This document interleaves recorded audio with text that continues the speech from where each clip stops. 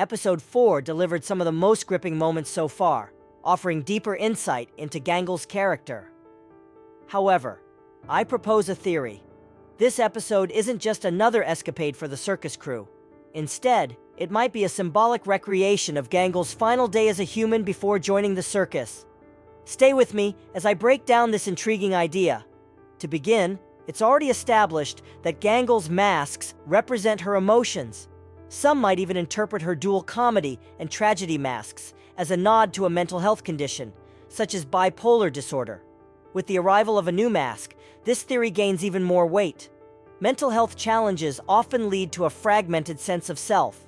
This new mask seems to unify Gangle's emotional extremes, creating a balanced whole. It mirrors the concept of emotional regulation, a core objective in managing mood disorders like bipolar disorder. Essentially, the new mask acts as a stabilizing force, akin to therapy or medication, preventing her emotional highs and lows from spiraling out of control. Armed with this newfound equilibrium, Gangle finally shares her dream of an ideal adventure with her companions. Intriguingly, she yearns for something ordinary, which hints at her unusual perspective on reality. This brings us to our first major clue, Gangle's comment, "Able to give it a swing? Being a shift manager was my job at one point." Then what are we waiting for? Manager in her previous life. This suggests that she once worked a regular job, possibly in a fast food chain. However, she seemed to crave something more meaningful. This sentiment resonates with many, a feeling of being trapped in a mundane routine while one's true aspirations feel out of reach, often exacerbated by struggles with mental health. Gangle's story reflects this struggle. Initially, she's determined to keep control, but her sensitivity makes it challenging as pressures mount. For instance, when Jax remarks, I like you better when you're sad. or when Regatha comments, No offense, but you're kind of annoying when you have your happy mask. her composure begins to crack. These moments highlight how external criticism can undermine emotional resilience, especially when it echoes past traumas. People often expect consistency, and when someone changes, they may unknowingly push them back into their previous self, even if that version no longer fits. In Gangle's case, her abandonment of her dream to become a comic artist due to self-doubt hints at a deeper-rooted issue. This could stem from her upbringing, where she might have received constant criticism or lacked encouragement, fostering feelings of inadequacy. Research shows that persistent negative feedback during formative years can significantly harm self-esteem. When internalized, these criticisms create self-limiting beliefs, a phenomenon known as internalized self-criticism.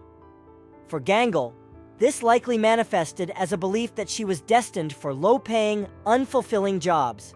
Yet, her role as a shift manager points to her competence and dedication. Rising to a leadership position requires skill, which indicates a gap between her abilities and self-perception. Despite her talents, these self-doubts likely prevented her from pursuing her artistic dreams. Even in the circus, she struggles with these issues. For example, when Pomni asks if she has anyone to confide in, Gangle quickly changes the subject and puts her mask back on. This act symbolizes her difficulty in opening up, possibly due to past negative experiences or an inherent fear of vulnerability. Gangle's profound loneliness also becomes evident, particularly in the scenes that may reflect her human life. She likely endured long, taxing shifts with no one offering help or support. To distract herself from her solitude, she immersed herself in work, avoiding deep self-reflection. Perhaps this is why when Pomni says, Like in regards to your issues, I'm sure Ragatha would like to help you out. This response hints at her emotional turmoil. Even though the circus world is fabricated, her reaction reveals a deeper struggle, often associated with mental health challenges, distinguishing reality from perception. For Gangle, clinging to a semblance of reality within the circus might be her way of seeking stability. She yearns for something tangible to anchor herself. However, the circus differs from her real life in one crucial way. It offers a second chance. A poignant scene underscores this, implying that the circus provides Gangle with an opportunity to reflect on her human experiences and find healing. When she walks through the door in a pivotal moment, the scene feels both liberating and melancholic. Discarding her mask symbolizes freedom as she begins to embrace her authentic self. Yet, an ominous undertone lingers. Depression can sometimes cause a sudden, deceptive uplift in mood before a dire event. This raises questions about how Gangle's human life ended. Perhaps she faced a critical decision but was offered a chance to join this surreal game instead. Regardless, the theory holds weight. Despite her continued struggles in the circus, dealing with Jax's antics and the challenges her masks present, there's a glimmer of hope in her journey. By the end, we see her working on her manga, and Zubul approaches her, inviting her to join the group. This small act of inclusion is significant, emphasizing the importance of supportive relationships. This interaction suggests the potential for Gangle and Zubul to grow closer as they both navigate their personal challenges in upcoming episodes. It's a relief that Gangle didn't abstract in this episode, and instead made strides in confronting her issues. However, healing from trauma is a complex process, and Gangle's journey is far from over. For example, Pomni's emotional reaction to seeing her friend again was heart-wrenching, especially since Gangle didn't recognize her. This realization seems to have prompted Pomni to understand that she can't place all her emotional investment in NPCs who may come and go. As for Jax, he appeared more subdued this episode. While I previously speculated that he would pose the biggest challenge to Gangle, he seemed preoccupied with his own concerns this time.